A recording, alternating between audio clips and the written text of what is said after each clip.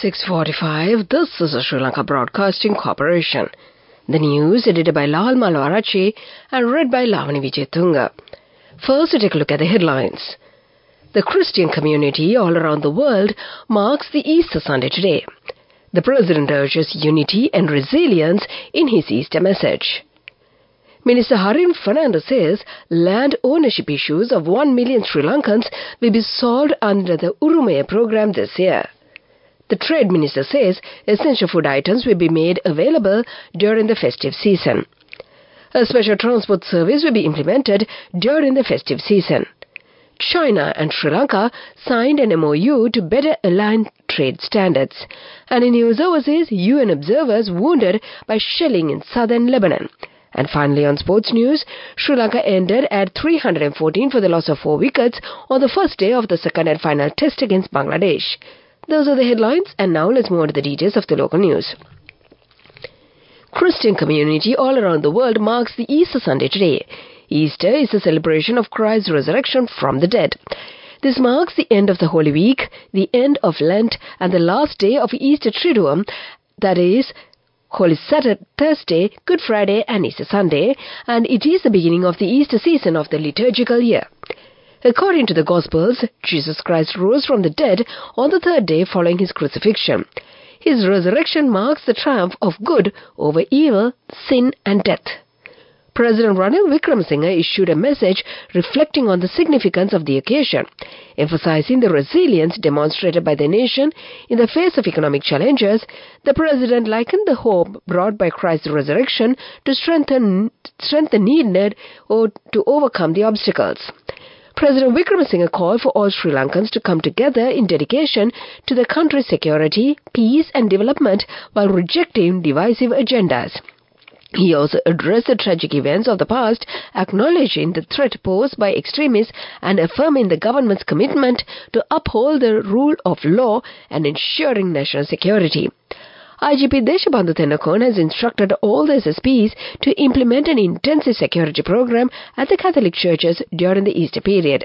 This program will be conducted with the help of the community police committees and the incumbent priests of the relevant churches in the areas. The IGP has also informed searching activities should be carried out without causing any inconvenience to the devotees and the public. Members of the three armed forces will also be required to help if necessary. Minister Harin Fernando says that the land ownership issues of 1 million Sri Lankans will be solved under the Urumaya program this year. Speaking at the land deed distribution program in the Kandy district held at the Bogambara grounds yesterday, he said the program aims to provide permanent land ownership solutions for about 2 million people. The minister added that this program will mark the beginning of a new chapter for many Sri Lankans, offering them a bright future rooted in secured land ownership. 2,703 families were officially distributed with freehold land deeds at this ceremony. Chairman of the Land Reform Commission, Panduka Kirtiratna, also addressed the gathering. This is the news from the Sri Lanka Broadcasting Corporation. And we continue with more local news. Trade Minister Nalin Fernando says that essential food items will be made amply available during the festive season. He said the discussions with the essential goods importers were successful and they agreed to provide their goods to the local market at competitive rate.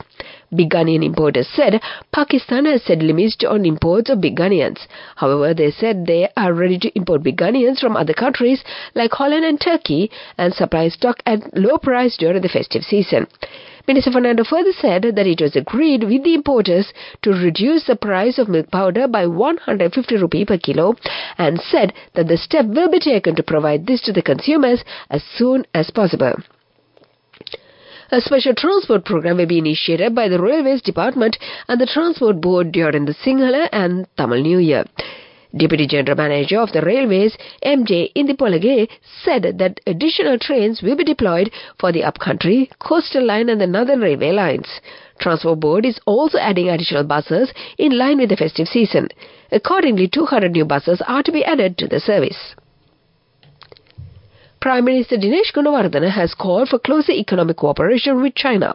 He made these comments during an official visit to Shanghai recently. China's National Quality Certification Center and Sri Lanka's Bureau of Standards signed an MOU to better align trade standards. China is Sri Lanka's second-largest trading partner and the country's second-largest source of imports. Minister Dinesh Gunawardena, Sri Lankan Prime Minister, said, "We have to abide by the quality requirements that are needed. Therefore, China's advanced quality requirements for Sri Lankan exports into China will also need to be more cooperation and working together, for which so many discussions have been held. We hope this area will be able to pursue faster so that Sri Lankan exports and products could come into China on the approved agreements and approved standards." Ministry of Health has initiated an investigation into the death of a 50-year-old patient at Ragama Teaching Hospital after being administered a vaccine. The hospital director, Dr. Sampath Ranavira, said that another internal probe is underway at the hospital level regarding the incident. The patient, who was admitted to the hospital on the 22nd of March due to a medical condition concerning his ear, reportedly died after being administered the co-amoxiclav vaccine. This is an antibiotic prescribed for treating bacterial infections. However, it was not immediately clear whether the cause of the death was an allergy reaction to the vaccine. And to conclude the local news, the headlines once again. Christian community all around the world marks the Easter Sunday today. The President urges unity and resilience in his Easter message. Minister Harin Fernandez said that land ownership issues of 1 million Sri Lankans will be solved under the Urumaya program this year. The Trade Minister says essential food items will be made available during the festive season. A special transport service will be implemented during the festive season. Sri Lanka and China sign an MOU to better align trade standards. And that was the local news. The main news story is brought to you by Sinhala Mahatmya. The main news story for this morning, Chairman of the Elections Commission's RML Ratnagar says that all arrangements have been finalized by the Elections Commission to conduct the presidential election. He also stated that nearly 10 billion rupees will be allocated for the said election. And that was the main news story. The main news story was brought to you by Sinhala Mahatmya. Watch Live is brought to you by CIB New Year offer. Valuable gifts and gift vouchers. 25% discount for bank cards till 10th of April. Visit CIB today. CIB revives once always. And we watched this morning, the National Audit Office has made recommendations to the Consumer Affairs Authority to increase the number of raids on trades selling beyond the maximum retail price, as well as on importers and wholesalers. This was mentioned in a new report published by the Audit Office with respect to contribution of the authority in protecting the consumer. The Audit Office has observed that the actual number of raids carried out during the period from 2018 to 2022 was lower than the target number. Further, the audit report also recommended that market raids be conducted and legal action be taken against importers who do not present information to the authority to obtain MRP certificates. And that came to you in Watchlight. CIB New Year offer. Valuable gifts and gift vouchers. 25% discount for bank cards till 10th of April. Visit CIB today. CIB revives once always. Coming up, World News.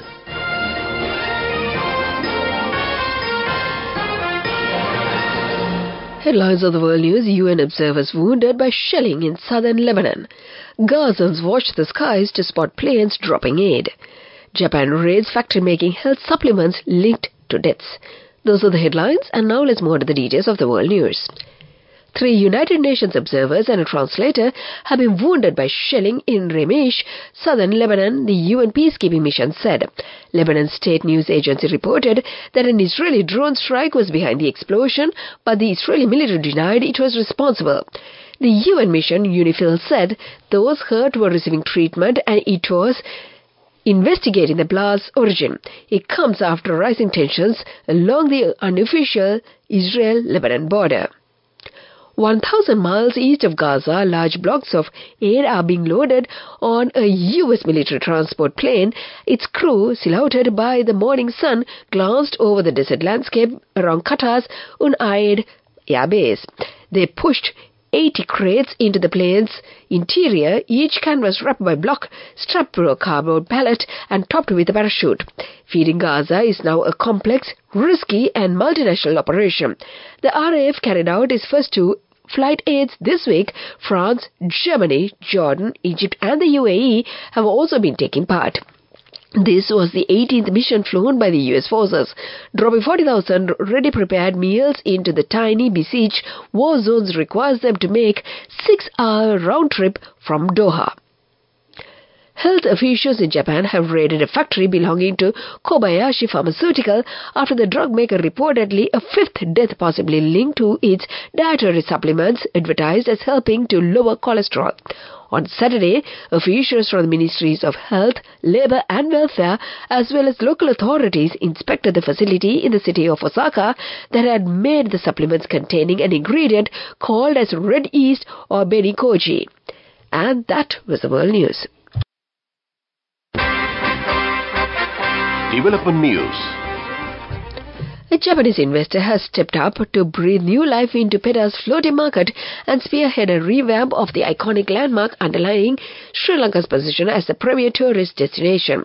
The Memorandum of Understanding for the project was signed by the Urban Development Authority's chairman Nimesh Herath and the Japanese investor Akira Hiroshi recently at the UDA in Battaramulla. The total amount invested in the renovation is 300 million rupees. The local partner is J&S Masters Limited. And that came to you in the segment of Development News. Moving on with sports news. Sri Lanka made a rousing start to the second and the final test against Bangladesh as they ended at 314 for the loss of 4 on the first day.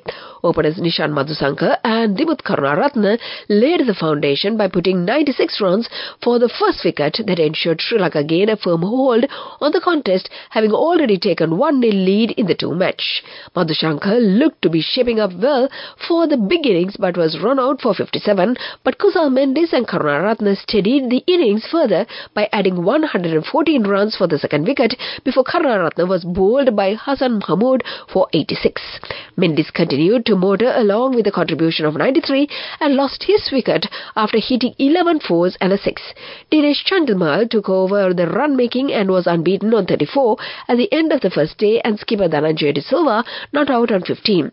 Today is the second day of the match. That was the sports news. Business news coming up. Go ekak tiyana youth eකට life එකේ change එකට නියමෙට set වෙන්න ඇස් වහගෙන දැකපු ගීන හැබැයි කරන්න youth එකට නියමෙට set වෙන friendship එක මෙන්න. The all new NSB Ithru Mithru account, NSB IM, a plan for your dream. Business news sponsored by National Savings Bank, the safest place for your money. The Sri Lanka Association of Animal Production says it is possible to supply chicken and eggs without any shortage during the upcoming festive season. President of the association, Ajit Gunasekara, expressed that it is also possible to sell frozen chicken at 1,000 rupees. Meanwhile, steps have been taken to limit the import of eggs from India, according to the State Trading Corporation. That was the business news. Economic news follows. Business news sponsored by National Savings Bank, the safest place for your money. Go ekak tiyana youth එකට life එකේ change එකට නියමෙට set වෙන්න ඇස් වහගෙන දැකපු ගීන හැබැයි කරන්න youth එකට නියමෙට set වෙන friendship එක මෙන්න.